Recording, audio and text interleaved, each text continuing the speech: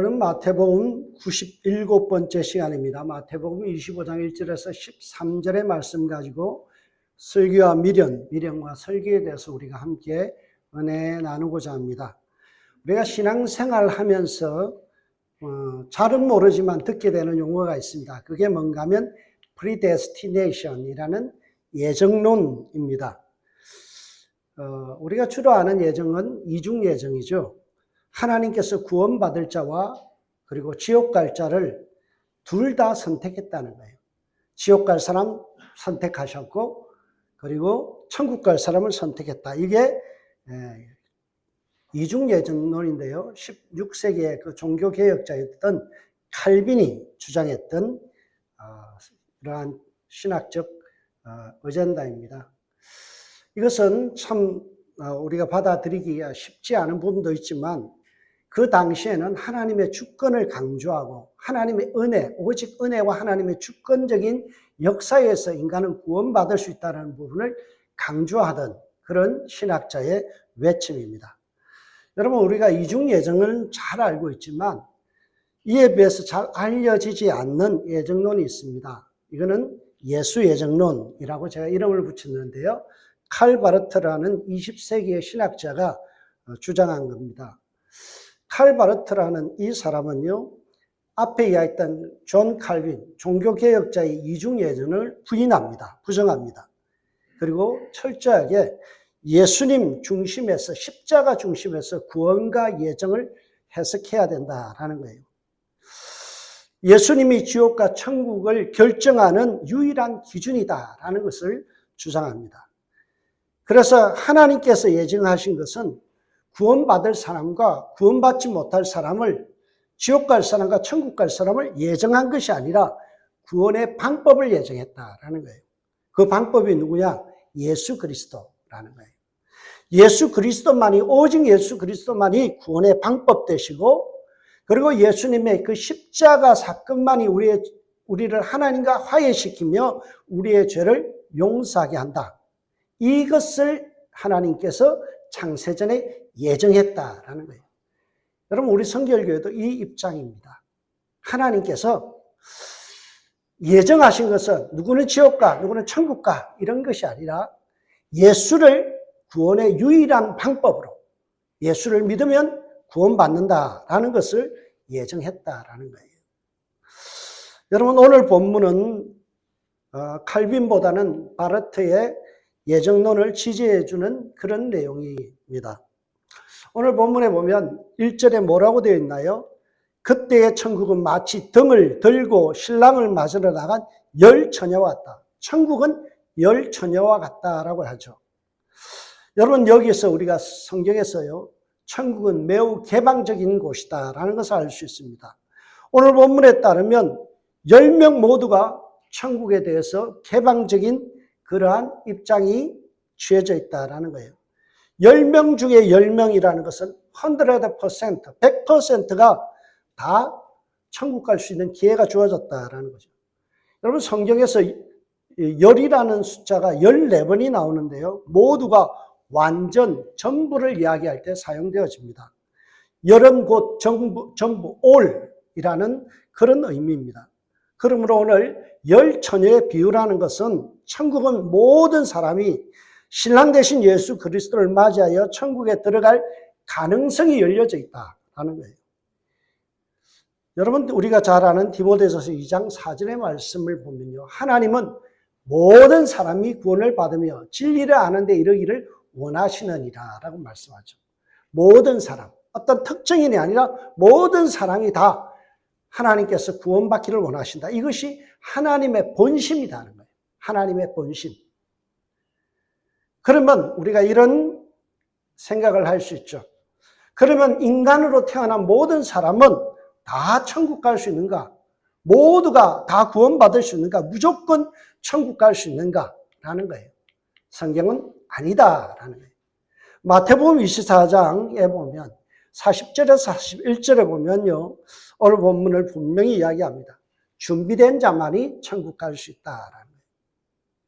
준비되어지지 않은 사람은 천국이 철저히 차단된다는 거예요. 오늘 말씀을 보세요. 그때 두 사람이 밭에 있으며 한 사람은 데려가고 한 사람은 버려둠을 당할 것이요. 두 여자가 맷돌질을 하고 있으며 한 사람은 데려가고 한 사람은 버려둠을 당할 것이라. 확률은 50대 50이라는 겁니다. 이야기하죠. 오늘 본문이 보여주는 구도는요, 2절을 통해서 슬기로운 5 처녀와 그리고 미련한 5 처녀가 등장합니다. 천국에 들어가는 5 처녀와 천국 문 앞에서 좌절되는 5 처녀가 등장합니다. 오늘 본문 2절은요, 그 중에 5은 미련하고 5은 슬기 있는 자라라고 말씀합니다. 여러분, 이 말씀을 뒤집어 말하면요, 절반은 교회 안에 있어도 천국 못 갈 수 있다는 거예요. 그러나 또 하나 뒤집어 보면요, 이 가운데 절반 이상은 천국 갈 수 있다는 거예요. 여러분, 천국은 모든 사람에게 열려 있지만 어떤 사람은 천국 갈 수 있고 어떤 사람은 천국 갈 수 없다라는 사실이에요. 그러면 지옥과 천국을 가르는 결정적인 차이가 무엇일까요? 그래서 오늘 본문은 기름의 차이다. 기름이 있고 없고의 차이다라고 하죠. 미련한 자들은 등을 가지되 기름을 가지지 아니하고 슬기 있는 자들은 그릇에 기름을 담아 등과 함께 가졌더라라고 말씀하죠. 미련한 자의 특징은요, 기름이 없다라는 거예요. 슬기 있는 자는 기름과 등을 함께 준비했다라는 사실이에요. 미련한 자들은 등은 가졌지만 기름을 가지지 않았다라는 거예요. 이것을 현대적으로 표현하면요, 차는 가졌으나 기름이 없는 차. 한쪽은 슬기로운 사람은 차와 함께 기름을 만땅으로 채워, 그것도 모자라서 엑스트라로 그 탱크에다가 따로 그것을 다 준비한 사람이다라는 거예요. 오늘 본문을 잘못 해석하면요, 미련한 자들에게도 등에 기름이 약간 있은 것처럼 우리가 오해할 수 있습니다. 우리가 흔히 이 그림을 많이 보게 되는데요, 성경에서 보면 이 기름이라는 이 등이라는 것을 우리가 오해하기 때문에 그렇습니다. 여러분, 성경에서 이야기하는 이 등이라는 단어는 람파스라는 단어인데요, 어떤 것인가 하면 횃불, 그런 뜻이에요. 여러분, 횃대 토치라이트라는 거 있죠? 이것은요, 막대 끝에다가 기름이 묻혀져 있는 헝겊을 감아서 불을 태우는 거예요. 그러니까 어때요? 기름이 떨어지면 곧 꺼져버리는 거예요. 횃대에는 약간의 기름은 묻어 있지만 오래 갈 수 없는 거예요. 그런데 미련한 자들은 이 여분의 기름을 준비하지 않았다는 거예요. 매우 부적절한 행동이죠. 매우 부적절합니다. 만약 여기서 말하는 10 처녀가 누군가라는 것을 우리는 한번 생각해 봐야 돼요. 여러분, 신랑은 하나인데 일부 다처도 아니고 왜 10 처녀가 필요할까?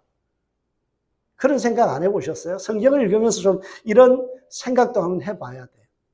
그러니까 성경학자들은요, 10 처녀를 어떻게 해석하느냐에 따라서 달라지는데요, 첫 번째 의견은요, 신부의 덜러리들이다라는 거예요.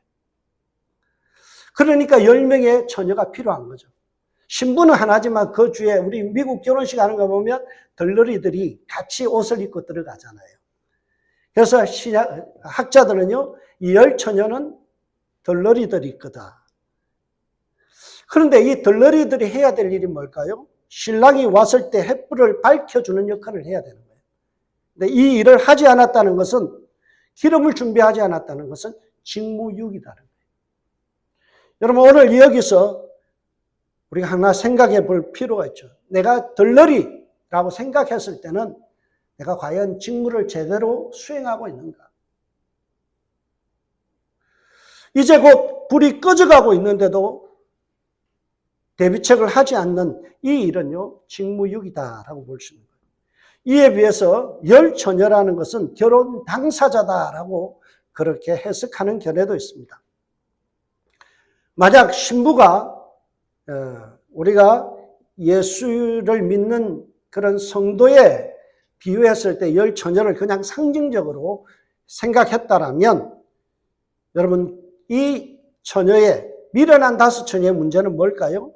약혼자에 대한 예의가 없다는 거예요. 유대 결혼 풍습을 우리는 혼인 풍습을 갖다가 케투바라는 이야기를 합니다. 케투바는 보호계약 이런 뜻인데요. 약혼을 하게 되면 그때부터는 남편 되는 이 신랑이 여자를 전적으로 보호해 준다라는 거예요. 그러한 약혼식이 있게 되면 예수님도 어머니 아버지 마리아 요셉이 정혼한 상태였잖아요.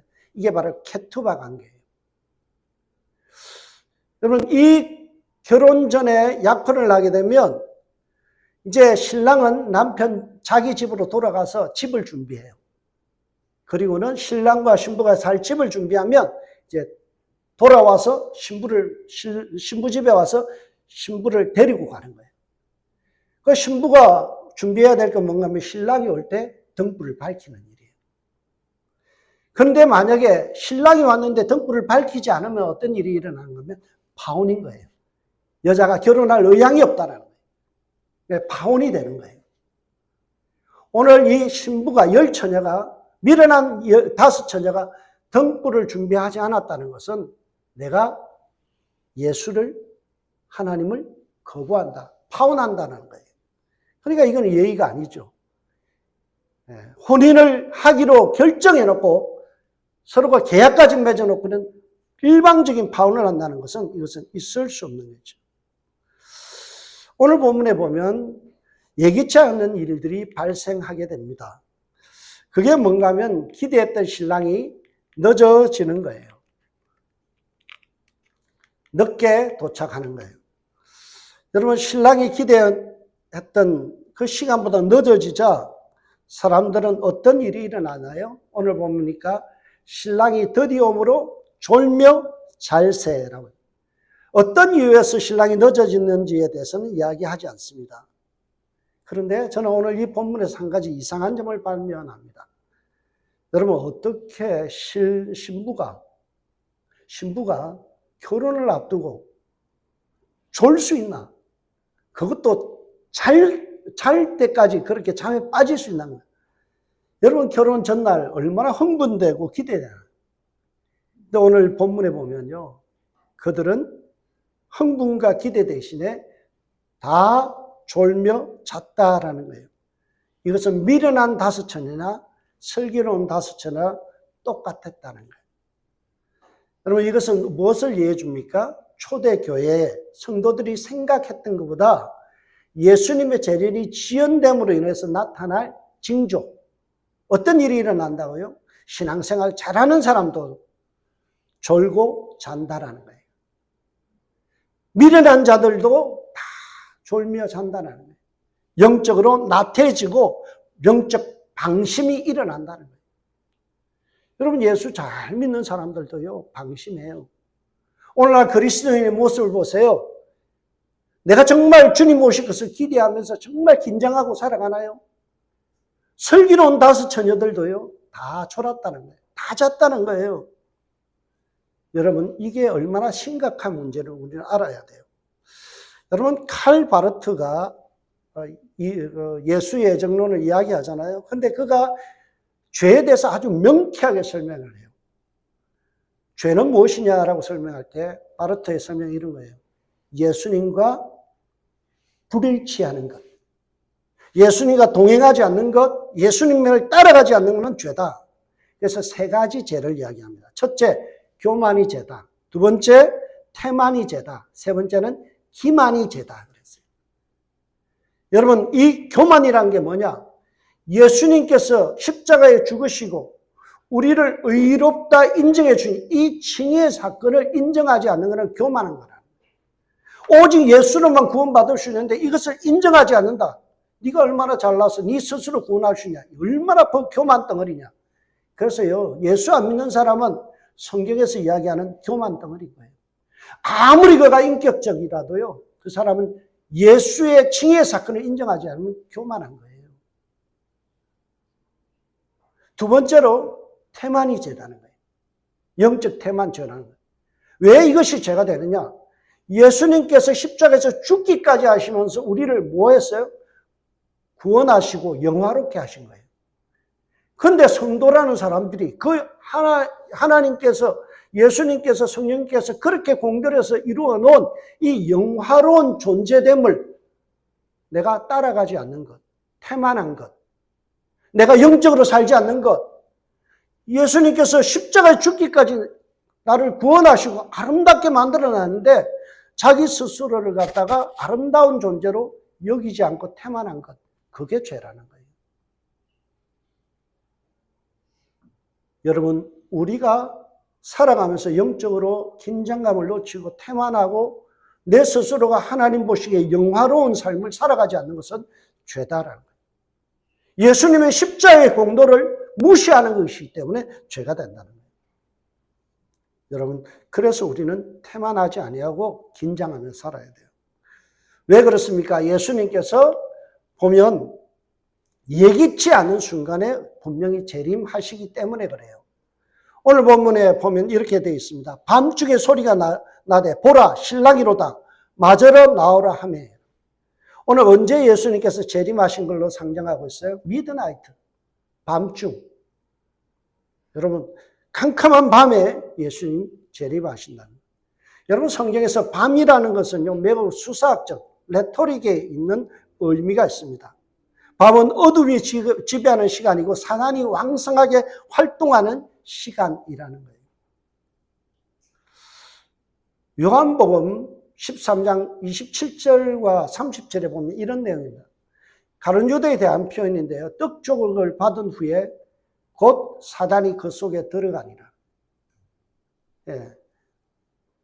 유다가 그 조각을 받고 곧 나가니 밤이더라. 여기도 밤이 등장하죠. 요한은요, 이 밤을 통해서 이 가룟 유다의 영적 상태를 의미하는 거예요. 그 속에 사단이 가득해 버렸는데요. 그때가 언제라고요? 밤이었다라는 거예요. 여러분의 영적 상태는 어떻습니까? 캄캄한 밤입니까? 아니면 환한 대낮입니까? 불행하게도 미련한 다섯 처녀의 영적 상태는 어둡게 짝이 없는 밤이었다는 거예요.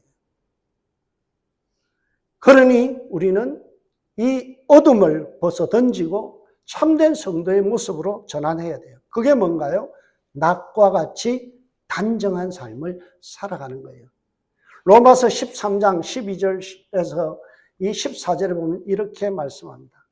여러분 12장에 뭐가 나와요? 그러므로 구원받았으므로 너희는 거룩한 삶을 살아라는 게 12장의 내용이잖아요. 그리고 13장에 이어서 뭐라고? 밤이 깊고 낮이 가까웠으니 그러므로 우리가 어둠의 이를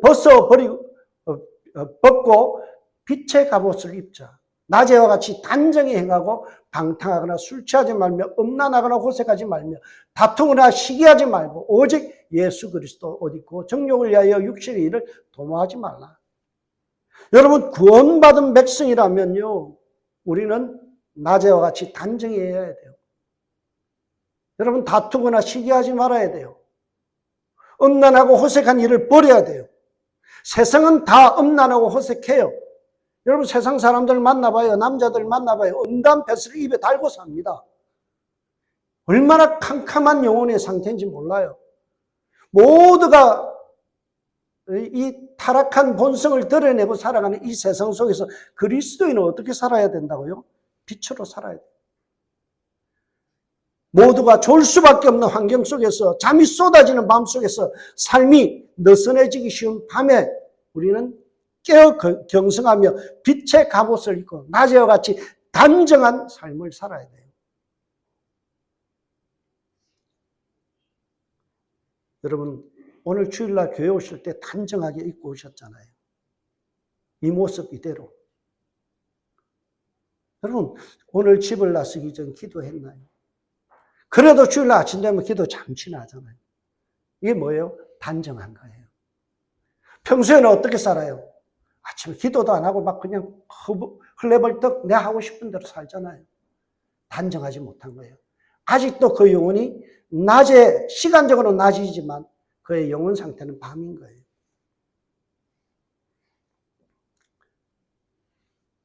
영적 긴장감이 필요해요. 6절을 보시기 바랍니다. 밤중에 소리가 나되 보라 신랑이 이로다 맞으러 나오라 하며 무기력하게 영적 방심에 빠져 있을 때 느닷없이 예수님이 찾아오신 거예요. 그리고 나서 이렇게 이야기합니다. 보라 신랑이로다 맞으러 나오라. 준비되어 있느냐는 거예요. Are you ready? 여러분 준비되어 있나요? 예수님 맞을 준비되어 있나요? 내가 느닷없이 주님께서 오셔서 나를 부르실 때, 나는 주님 앞에 설 때 부끄럽지 않은 모습으로 설 그런 준비가 되어 있나요? 그래서 우리는 아무리 졸려도 어떻게 해야 될까요? 졸려도 우리는 항상 준비하고 그리고 할 일을 하며 살아야 되는 거예요. 여러분 제가 어떤 때 이렇게 보면요. 잠에 취해서 전화를 받을 때가 있어요. 그런데 어떤 어른들의 전화가 오면요. 친구가 오면 잠에 취해서 받는데요. 어른으로부터 전화가 오면요. 발딱 일어나요. 긴장해요. 똑같은 사람에게서 전화를 받지만 대하는 태도가 다르더라고요. 때로는 우리 집사님이 그래요. 친구하고 전화할 때 좀 성화되었으면 좋겠다. 예, 막 하고 싶은 말 다 하고요. 그리고 막 어떤 데는 막 친구가 워낙 친하니까 야 임마 그러고 서로가 그래요. 그러면 우리 집사람 옆에 듣고 있다가 좀 전화할 때 좀 성화되었으면 좋겠다. 여러분 우리가 긴장을 풀어버리면 내 삶에서 찌꺼기들이 막 일어나요. 오늘 본문은 우리에게 영적 긴장감을 가지지 않으면 졸다가 삼층루에서 떨어졌던 유두고와 같이 불행한 일을 맞이하게 된다라는 것을 말씀합니다. 오늘 본문 7절과 8절을 보세요. 이에 그 처녀들이 다 일어나 등을 준비할 새 미련한 자들이 설기 있는 자들에게 이르되 우리 등불이 꺼져가니 너희 기름을 좀 나눠달라. 잠에서 깬 미련한 다섯 처녀가 지혜로운 다섯 처녀에게 간청합니다. 기름 좀 나눠주세요. 당황한 모습이 역력하죠. 그런데 슬기로운 다섯 처녀는요, 이런 지하에 거절해버립니다. No. 9절에 보서 설기 있는 자들이 대답하여 이르되 우리와 너희가 쓰기에 다 부족할까 하노니 차라리 파는 자들에게 가서 너희 쓸 것을 사라. 잠에서 깬 다섯 처녀는요, 미련한 다섯 처녀는 지혜로운 다섯 처녀에게 간청하지만 거절당하는 거예요. 거절당하는 미련한 자들의 모습이 부각되고 있습니다. 여러분 저는 이런 모습을 볼 때 이런 생각이 들어요. 참 쪽팔리겠다. 쪽팔리겠다. 여러분 정말 주님 앞에 설 순간에 내가 준비되어 있지 않아서 당황하는 모습. 얼마나 쪽팔려요. 여러분 왜 이런 일들이 일어날까요? 이러한 거절이 초래될 결과들을 심각하게 받아들이지 않아서 그래요. 케투바라는 이 결혼 계약이 위반되었을 때, 내가 준비되어지지 않았을 때요, 남편의 보호를 받지 못한다는 거예요. 더 이상 나는 그 남편의 보호에 기댈 수 없는 존재가 된다는 거예요. 이게 얼마나 심각한 문제를 야기하는지 영적 통찰력이 없다 보니까 어때요? 그냥 미련하게 자기 일들에 빠져서 살아가고 나태함 속에서 살아가는 거죠. 정성스럽게 하루를 살아가지 않습니다. 여러분 성도들 중에도 예수님의 재림이 지연되자 무감각해져 버린 자들이 많이 있습니다. 한동안 보면 재림파 애들 또는 뭐 이상하게 종말로 신 자들이 하도 떠들다 보니까 이제 우리 마음속에요. 그걸 이야기하면 이단처럼 느껴져요. 예수님 오십니다라고 이야기하면 저거 이단 아니야? 우리부터가 뭐예요? 종말에 대한 생각을 쥐어가고 있다는 거예요. 그러면서 내 편한 대로, 내 하고 싶은 대로 살아가며 삶의 방치를 일어납니다. 게으름의 극치를 보이는 거죠. 이것이 바로 미련한 자의 특징입니다. 그런데 여러분은 오늘 본문을 보면서 이런 생각을 할 수 있어요. 아이, 슬기로운 사람들이 참 슬기롭지 못하다. 덕이 없다라는 생각을 할 수 있죠. 아, 기름 좀 나눠달라면 기름 좀 나눠주면 되지. 그걸 인색하게, 인정머리 없이 어떻게 기름도 안 나눠주냐. 예수 믿으면서 저렇게 인색할 수 있는가? 이런 생각을 우리는 가질 수 있죠. 그러나 등불에 필요한 기름이 무엇을 의미하는지를 우리가 생각해 보면 결코 기름은 나눠줄 수 없다라는 사실이에요. 여러분, 오늘 성경에서 이야기하는 기름의 의미가 무엇일까요? 등불을 밝히는 기름의 의미가 무엇일까요? 어떤 분들은요, 신학자들은 이 등불에 필요한 기름을 믿음이라고 해석합니다. 여러분, 우리의 믿음은요, 각자 개인의 것이에요. 아버지가 예수 믿는다고 자식이 예수 믿는 거 아니에요. 남편이 하나님 잘 믿는다고 해서 부인이 예수 잘 믿는 거 아니에요. 그러니까 믿음은 나눌 수 있어요, 없어요? 없어요. 여러분, 믿음은 개인이 준비하는 거예요. 저는 이 해석에 굉장히 동의를 합니다. 근데 제가 오늘 본문을 연구하다 여러 책을 보니까요, 믿음이라고 해석하는 부분도 있지만 또 다르게 오늘 기름을 해석하는 분이 있어요. 제가 평소에 존경하는 청파교회 김기성 목사님이 오늘 본문을 이렇게 이야기합니다. 기름이란 무엇인가? 기름이란 예수님의 제자들에게 요구되는 삶 또는 존재 자체다. 예수 믿는 사람, 예수 믿는 냄새가 나냐 이거예요. 그게 기름이라는 거예요. 기름이라는 것은 우리의 삶이 정말 예수로 도배되어 있는가? 예수님으로 완전히 충만해져 있는가? 이게 기름이라는 거예요. 제가 뭐라고 그랬어요? 예수님과 불일치. 내가 예수님과 동행하지 않고 예수님으로 충만하지 않으면요, 우리 천국 못 간다는 거예요. 우리의 삶이 예수의 향기가 나고 예수의 편지가 되어야 된다는 거예요. 우리의 삶에서 기름은요, 선한 행실이라고 표현할 수 있습니다. 오늘 본문에 연관돼서 마태복음 5장에 일찍이 이런 마태복음에서 이야기했죠. 사람이 등불을 켜서 기름을 태우는 등불을 켜서 말 안에 두지 아니하고 등경 위에 두나니 이름으로 집 안 모든 사람들에게 비추느니 이와 같이 너희 빛이 사람에게 비치게 하여 그들로 너희 착한 행실을 보고 하늘에 계신 너희 아버지께 영광을 돌리게 하라.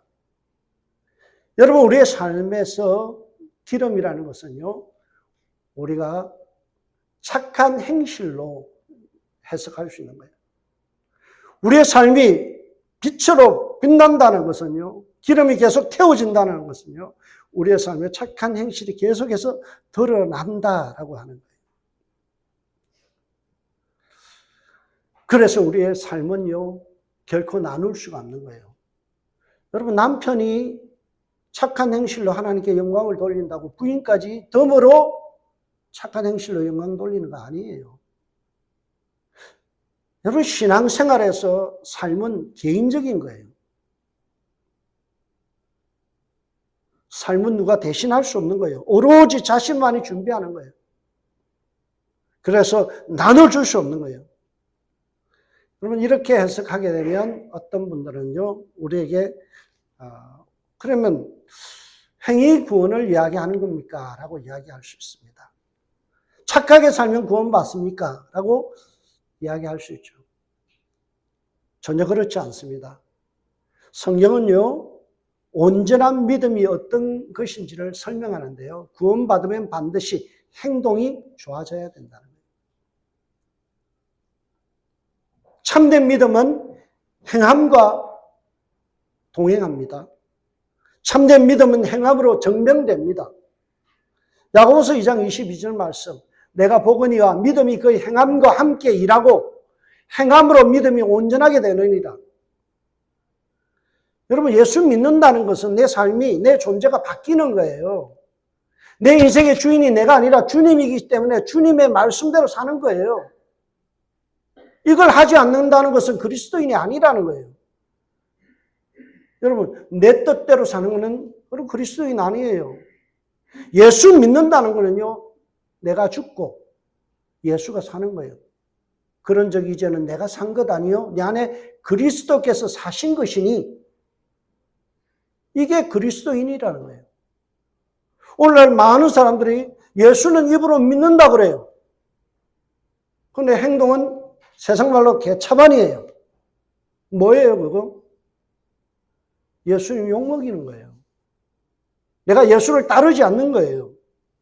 야고보서 2장 26절에 이렇게 이야기합니다. 영혼 없는 몸이 죽은 것 같이 행함이 없는 믿음은 죽은 것이라.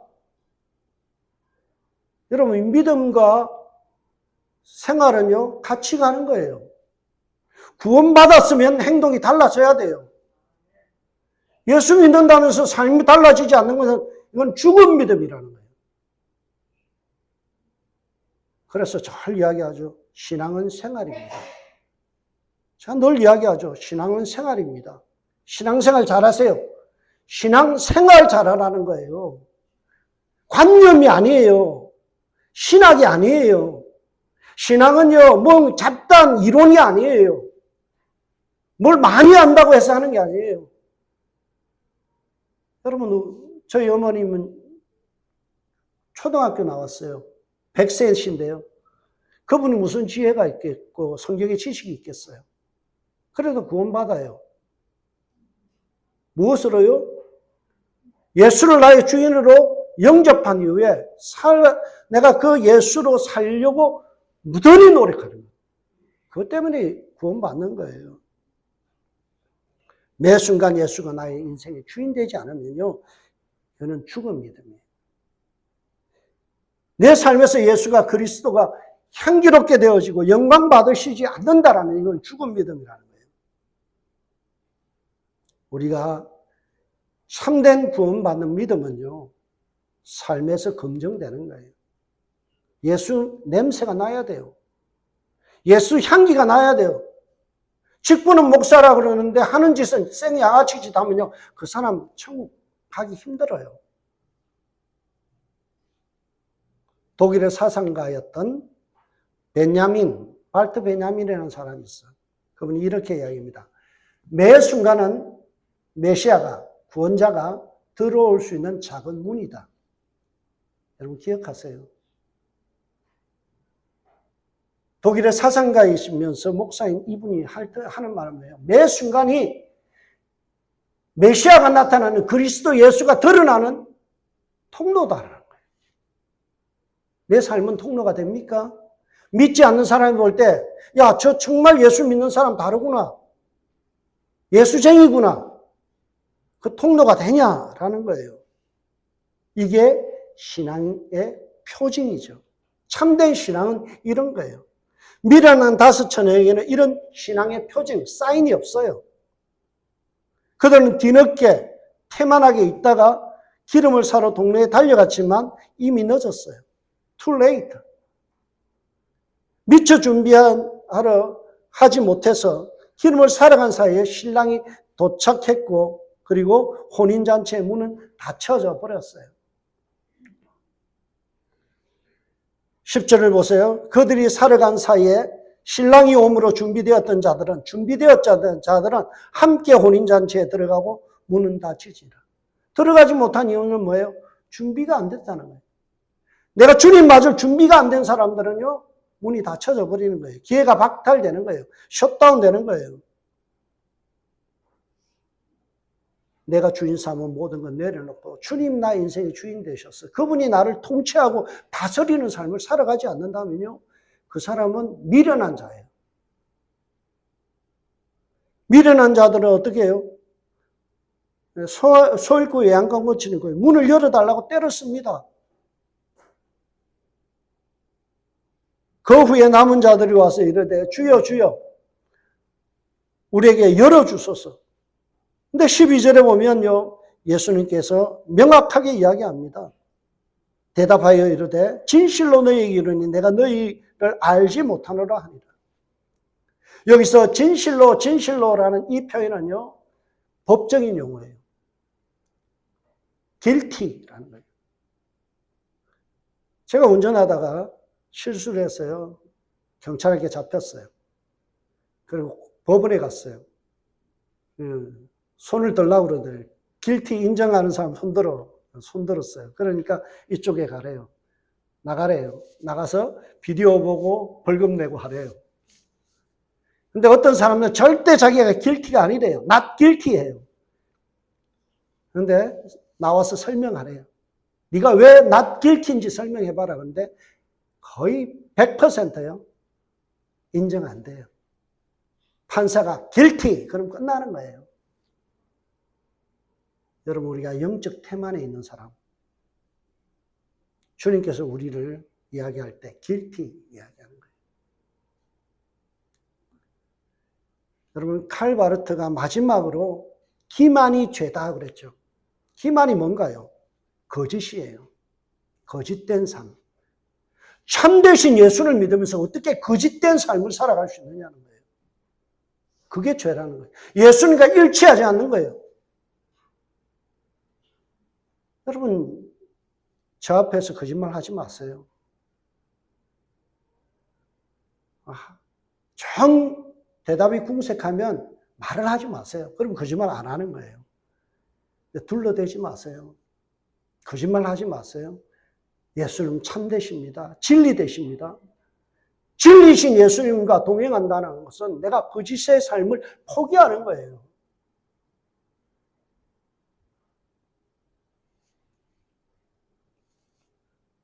우리의 삶 속에 교만의 문제, 예수님의 칭의 사건을 인정하지 않는 교만, 태만, 매일마다 그리스도의 그 영광스러움을 닮아가지 않는 것, 그거 죄다. 기만, 내 삶 속에서 거짓된 것이 드러나는데 이것을 청산하지 않고 매일마다 살아가는 것, 이거 죄다라는 거예요. 기름은 성도에 합당한 삶입니다. 착한 행실입니다. 이것을 매일마다 준비하며 살아가야 돼요. 마태복음 7장 21절에 뭐라고 이야기합니까?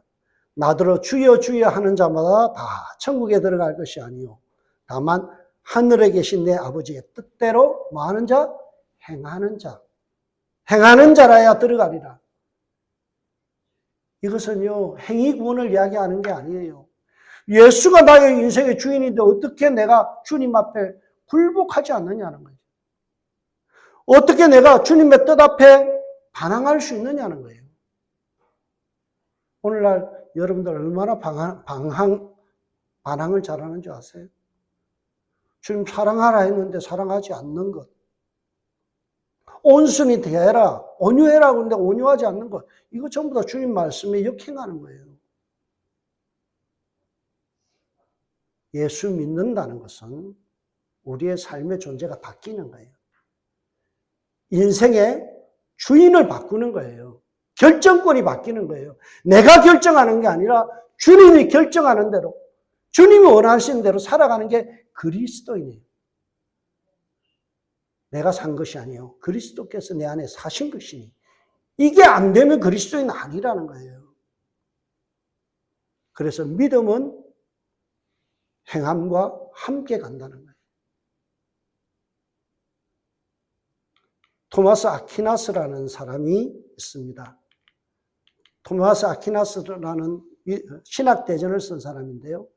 이 사람이 기독교에 있어서 어거스틴 다음으로 유명한 사람이에요. 신학의 틀을 만든 사람이에요. 이 사람이 이런 말을 합니다. 아지르 세키티르 에세, 아지르 행동하다, 세키티르 따르다, 세키티 다음에 에세 존재. 무슨 말이에요? 행동은 존재를 따른다. 이 말에 무슨 뜻인가면 내가 예수 믿는 존재, 그리스도인이라면 행동은 자연스럽게 일어나야 된다는 거예요. 이게 기독교의 가장 큰 명제예요. 여러분, 우리는 그리스도인입니다. 그리스도인이라는 말은 예수가 나의 인생의 주인이라는 거예요. 예수가 나의 인생의 주인인데 어떻게 내 행동은 사단 마귀를 따라갈 수 있어요? 사단 마귀는 미워하라 그러죠. 시기하라 그러죠. 질투하라 그래요. 그건 사단 따라가는 거예요. 예수가 나의 인생의 주인인 존재는요, 행동이 아름다워야 돼요. 구원받는 자는 반드시 행동으로 내 삶을 증명해 보여야 돼요. 저와 여러분의 삶이 달라지길 주의 이름으로 부탁드립니다. 제가 늘 좋아하는 기영도 시인이 있어요. 천주교인이지만 그분이 늘 주장하는 게 그죠. 성경이 아니라 밑줄, 생활의 밑줄을 그어야 한다. 여러분, 성경 축을하고 백독하면 뭐합니까? 삶이 안 바뀌면 그거 뭐 때문에 읽어요? 뭐 하려고 성경을 몇십 독을 합니까? 성경 백독했다고 자랑은 하는데요. 삶이 안 바뀌면 그거 왜 읽어요? 뭘 하라고요? 성경에 밑줄 그었으면 내 삶에 각줄을 달라는 거예요. 내 삶이 그 말씀에 따라서 살아가는 거예요. 이게 참된 신앙이라는 거예요. 이걸 준비하는 것이 깨어있는 삶이고 슬기로운 삶이라는 거죠. 오늘 보면 결론은 이렇게 끝을 맺습니다. 그러므로 깨어있으라. 너희는 그날과 그때를 알지 못하느니라. 그런데 이 말씀이 마태복음 24장 42절에 동일하게 나오죠. 그러므로 깨어있으라. 어느 나라에 너희 주가 임할는지 너희가 알지 못합니다. 주님은 부지불식간에 왔는데 너는 깨어있는가? 준비되어 있는가? 내 삶이 정말 주님 맞이할 아름다운 모습으로 나는 변화되어 있는가? 그것이 되어 있다면 깨어있는 삶이요 슬기로운 다스천이라는 거예요. 우리의 삶에 향기가 나길 주의 이름으로 축복합니다. 여러분의 삶이 어딘가에 들어가면요 빛나야 돼요. 가면은요 아름다워져야 돼요. 음담 패설이 그냥 그 사람이 딱 들어가는 순간 다 거쳐져야 돼요. 남을 욕하던 그 분위기가요 우리가 들어가면요 스탑돼야 돼요. 이게 그리스도인의 삶이에요. 그게 진짜 예수 믿는 것이고 이걸 준비하고 살아가는 사람이 예수님 재림을 진짜 잘 준비하는 거예요. 저와 여러분의 삶이 이러한 삶이 되길 주의 이름으로 축복합니다. 기도하겠습니다. 하나님 감사합니다. 오늘도 귀한 말씀 붙들고 고민합니다. 주님, 예수님이 나의 인생의 주인 되어 주옵소서. 주님이 시키는 대로 살아가게 하여 주옵소서. 주님 말씀하시면 내가 나아가게 하시고 주님 멈춰서라 하면 멈춰설 수 있는 순종하는 삶이 되게 하여 주옵소서. 주님 뜻대로 살기로 했네. 주님 뜻대로 살기로 했네. 뒤돌아서지 않겠네. 우리 찬양합니다. 이 찬양이 우리의 삶에 고백되게 하여 주옵소서. 우리의 삶에 교만이 사라지게 하여 주옵소서. 우리의 삶에 태만한 삶이 사라지게 하시고 거짓된 기만의 삶이 거쳐지게 하여 주옵소서. 감사하고 예수님의 이름으로 기도합니다. 아멘. 찬송가 500